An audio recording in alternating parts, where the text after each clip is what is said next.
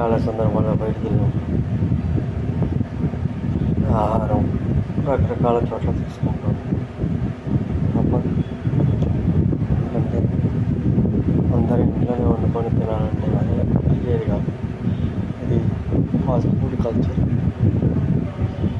కానీ అలా ఆహారం తీసుకోవడం వాడి మీద అది ఎంతవరకు ప్రభావం చూపిస్తుంది అనేది మ్యాటర్.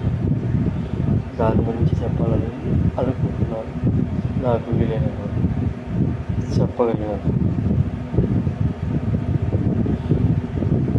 ఒక వ్యక్తి పొయ్యి వెలిగించిన దగ్గర నుంచి, వంట కుళాయి పెట్టిన దగ్గర నుంచి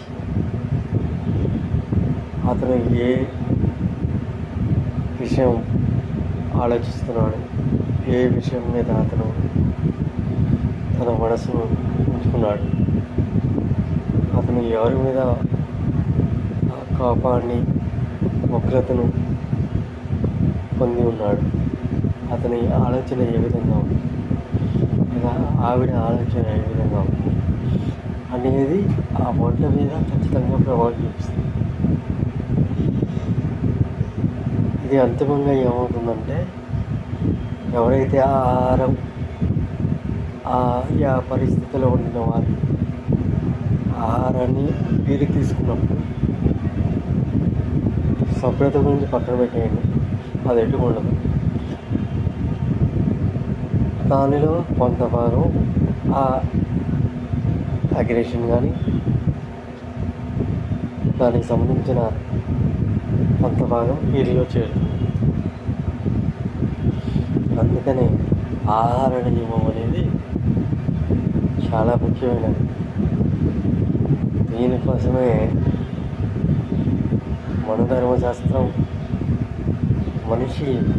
మనిషిగా బతకాలంటే, మనిషిగా ప్రవర్తించాలంటే, మంచిగా బతకాలంటే ఆహార నియమం అనేది తప్పనిసరి చేశారు. ఎవరు ఏ ఆహారాన్ని తీసుకోవాలి అనేది కూడా చెప్పడం జరిగింది. ఉదాహరణకి బాగా శ్రమ చేసే వ్యక్తి శాకాహారం తీసుకుంటే పని చేయలేదు. కాబట్టి అతనికి శాస్త్రం కొంచెం వినాయనిపించింది. అలా కాకుండా కేవలం వాకుతో పనులు చేసే వృత్తులు ఉన్నాయి. ఆ వృత్తి వాళ్ళు ఎలాంటి ఆహారం తీసుకోవాలి, ఏ సందర్భంలో తీసుకోవాలి, ఏ సందర్భంలో తీసుకోవాలి అనేది కూడా ప్రతిదీ మన ఋషులు చెప్పడం, గ్రంథస్థం చేయడం కూడా జరిగింది. కాకపోతే విషయం వల్ల మనం పాటించకపోవడం ఎన్నో అనంతాలకు కారణమవుతుంది. మనం తీసుకున్న అన్నంలో, ఆహారంలో 10వ వంతు మనసు ఉంటుంది.